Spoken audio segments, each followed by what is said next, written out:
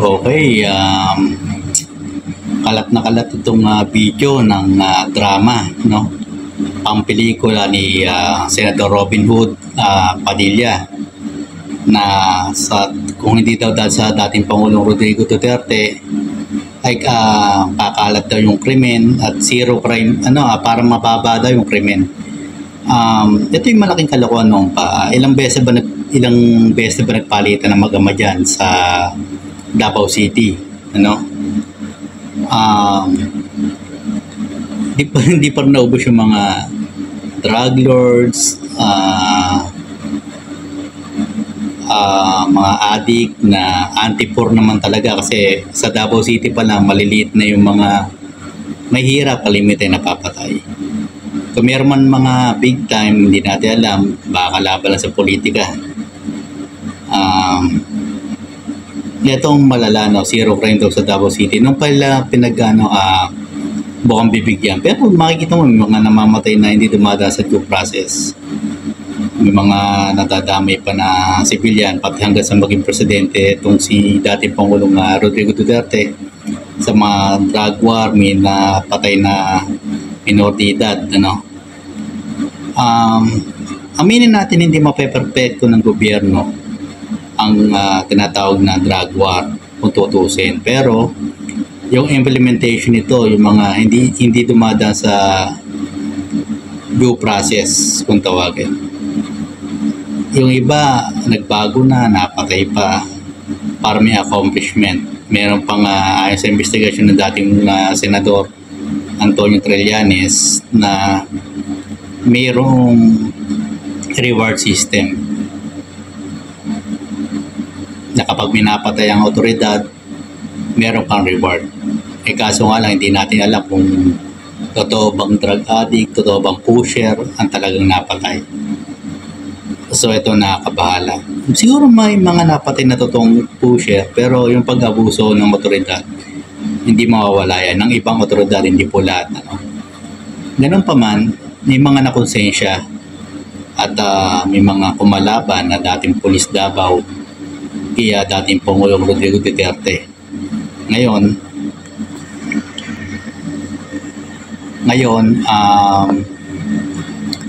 nagkalat ng maling impormasyon ito si Senator Robin Hood Padilla na hindi ba parang sa pelikula mo lang mapapanood wala po sa pelikula na Senator Robin Padilla dapat magbigay ng tamang impormasyon. Ito sinopla to. Wala kasing datos to si Senator Robin Padilla, hindi katulad ni dating Senador Antonio Trillanes na may datos, talagang hinagad niya yung mga kurap.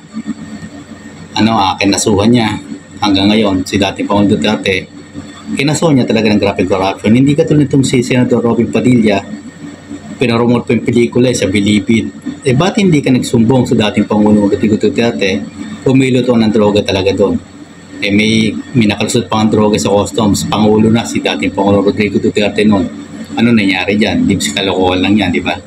So sinopla siya ng dalawang abogado, yung sa Senador Jesus Escudero, saka si matagal na ito sa media, si Atty. Claire Castro. O nga pala, subscribe nga pala sa kanya, Batas with Atty. Claire Castro, yung po yung pangalan ng kanyang vlog channel, YouTube channel. So ito, panoorin natin video clip. Mapapanood natin dito kung paano sinopla ng dalawang abogado sa Senador sa isang nasa media ang Senador na nagdrama lang, halata naman talaga na si Senador Robin Padilla. So ito, panoorin po natin. Napakadami na pong kriminal sa atin na walang puso, ang mga halang ang kaluluwa. Uy, teka lang. Senator Robin, sino pinatutungkulan mo dyan? Pinatutungkulan mo ba yung mga DDS? Baka pinatutungkulan mo sila. Masasaktan naman yan, harap-harapan. Tandaan natin, ang pinag-uusapan dito, pagkitil ng buhay. Pagkitil ng buhay. Ng mga di umanong iba ay inosente ng DDS. So, kasama ba yon sa sinasabi mo ngayon na marami na ang halang ang puso? Napag-usapan po po natin ang mga biktima ng sinasabing war on drugs, pero hindi po natin napag-usapan ang mga biktima ng mga drugista. Kung paano pinapatay ang kanilang mga anak. Alam mo mga ka-clear, kung ito lang sa akin aralin natin ito sinasabi ni Senator Robin. Alam mo Senator Robin, kung alam mo kung sino yung mga nabiktima ng mga durugista, kung alam mo, di ba dapat sinampahan ng kaso, pinagbayad sa batas. Alam mo tayo na pupunta naman sa korte, marami din naman mga drug dealers, ang nakakulong. Pati drug pushers, drug users, nakakulong naman sila eh. Yung iba nare-rehabilitate. So kung kayo, alam nyo yung mga ginagawang krimen, katulad yan, para ang dami mong alam, hindi ba dapat pinakasuhan mo ito sa PNP chief noon? O sino man yung mga chief ng police station nila, sa region nila, yan, mga regional director nila, chief ng bawat lungsod ng PNP. Oh, anong ginawa? Sa region. Diba? Yun dapat ang ginawa eh. Kung meron man, kasi pinag-usapan natin dito, biktima di umano ng mga drug dealer na to, di hulihin. Hulihin. Huwag mong i-justify yung pagkitil ng buhay. Diba? Pinapatay ang kanilang mga asawa, pinapatay ang kanilang kapitbahay. Nasaan ang record mo? Huwag kang puro ngak-ngak. Kasi mahirap yung ngak-ngak dito eh. Huwag tayong ngak-ngak dito. Bigay mo sa amin yung data. Okay, bigay mo sa amin yung data. Kung paano sinira ng droga ang mga buhay ng mga pamilya ng OFW? Alam naman natin yan in general. Sino ba naman? Huwag niyong monopolyahin. Wala kayong monopoly sa pagmamahal sa kapwa Filipino. Kahit tayo, kahit kami dito, ayaw namin ng droga. Pero parang minomonopoly niya eh. Minomonopolize nyo. Na parang kayo lang yung may simpatya sa mga nagiging biktima nitong illegal drugs. Diba? Una, Senator Robin, natatandaan mo nung may nawawalang droga sa customs? Diba? Panahon ni Faeldon, Commissioner ng Bureau of Customs. Yung droga nakita sa Valenzuela na ilabas. Diba isa yun sa mga naging issue kila Guban? Diba? Naging issue kila Asierto, lalo na yung magnetic lifter, na ay tinuturo, di umano, protector itong si Pulong Duterte at saka si Manscarpio, di umano. Nasa na yun? Bakit hindi ito nakalabas? Di ba ang laki ng Intel? Babalik tayo sa Intel funds at sa Confi funds ni dating Pangulong Duterte. Ano nangyari dun? Tapos ibiblame mo sa lahat. Ilaman to nilada yung nakawala sa customs. Kung wala namang malakas na taong nagpalabas nun, lalabas ba yun? Senator Robin? Di mo naisip yon kung saan galing yon? Ito ba'y naresolba? O sino bang tinakot ngayon dito? Nung nagbigay ng info sila Guban, Asierto at Fajardo ng customs. Diba? Diba nagaling si dating Pangulong Duterte? Merong utos. Actually, bakit daw buhay pa? Anong ginagawa nyo? Ba't buhay pa si Asierto? Sige nga. Dapat tinanong mo yan. Total, nandiyan ka naman. Ito, opening statement pa lang niya to. Opening statement niya pa lang, absuelto na agad si dating Pangulong Duterte at yung mga kasama niya. Wala ka pang nililay na basis eh para siya ay maabsuelto mo.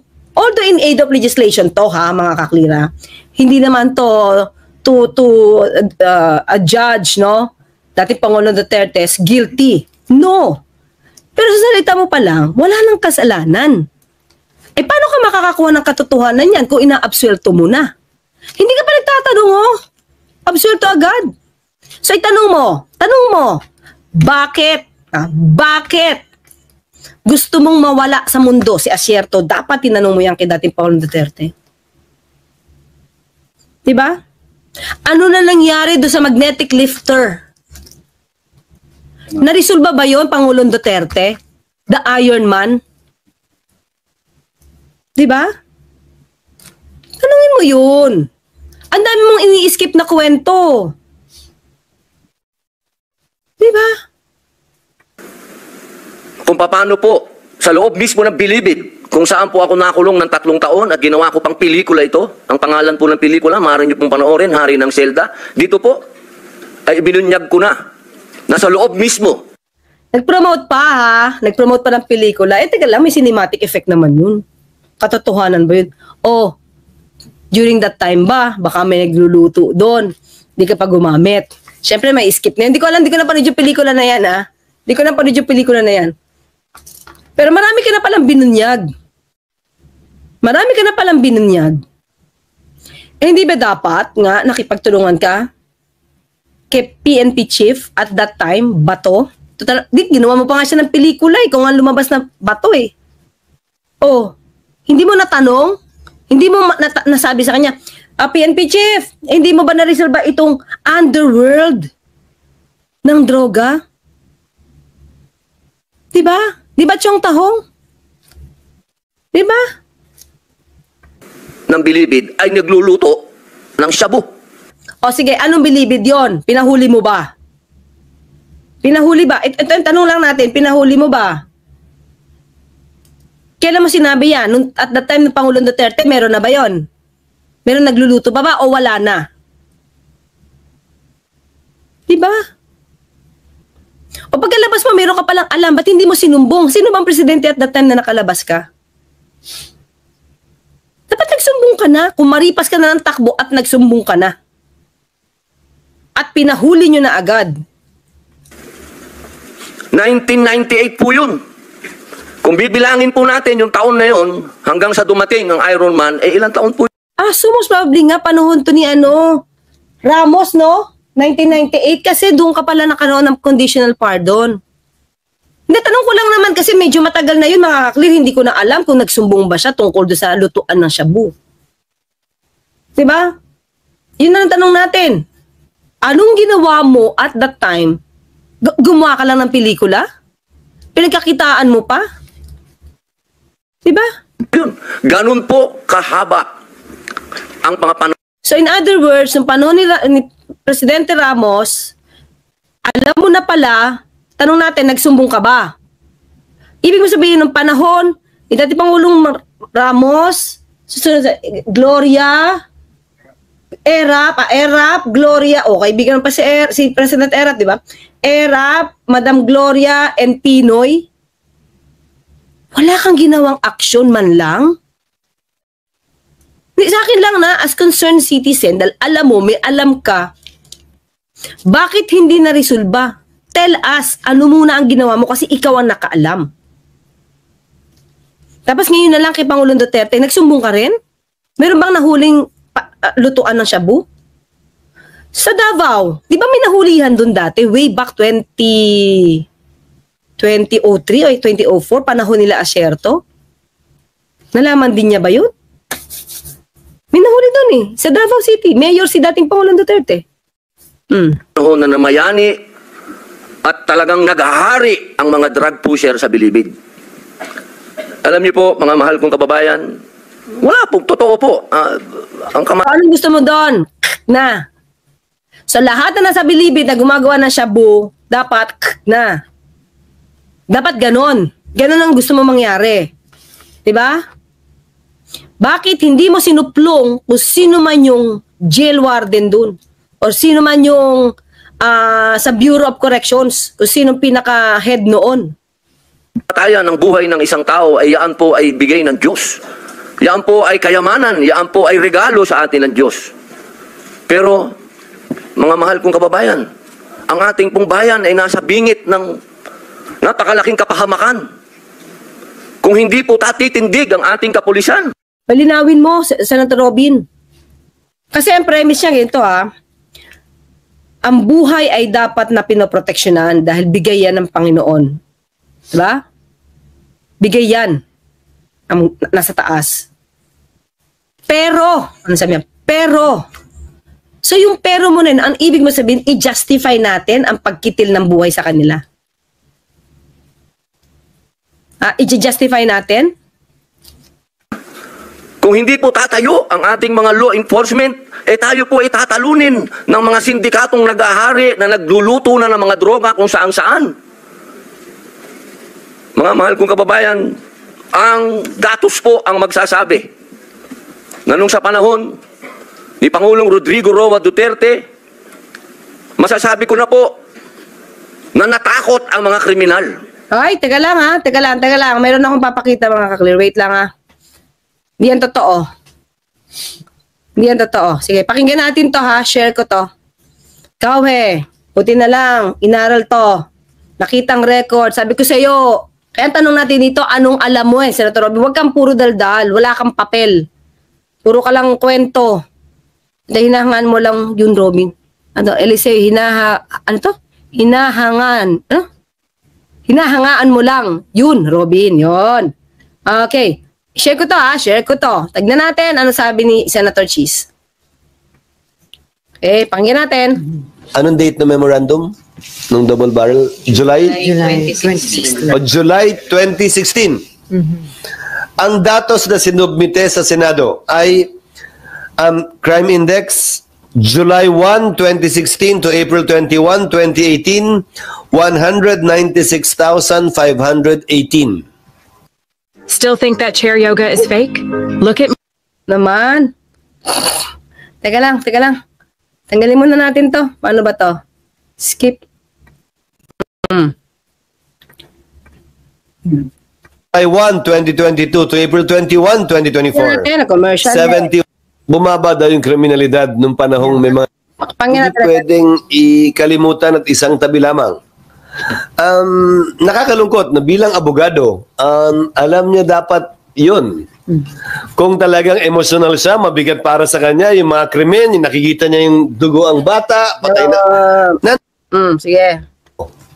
Hindi mo pwedeng ilagay sa kamay mo ang batas. Kahit nga ang gobyerno, hindi nilalagay sa kamay niya ang batas. Dinadaan niya sa proseso. Again, a civilized government can do nothing less than provide an ensured due process to anyone and everyone. Gaano man kasama, gaano man kabigat sa dibdib natin. Dahil ulitin ko, hanggang hindi ikaw mismo yung inaakusahan ng mali, hindi mo mararamdaman yung bigat at kahalagahan nito.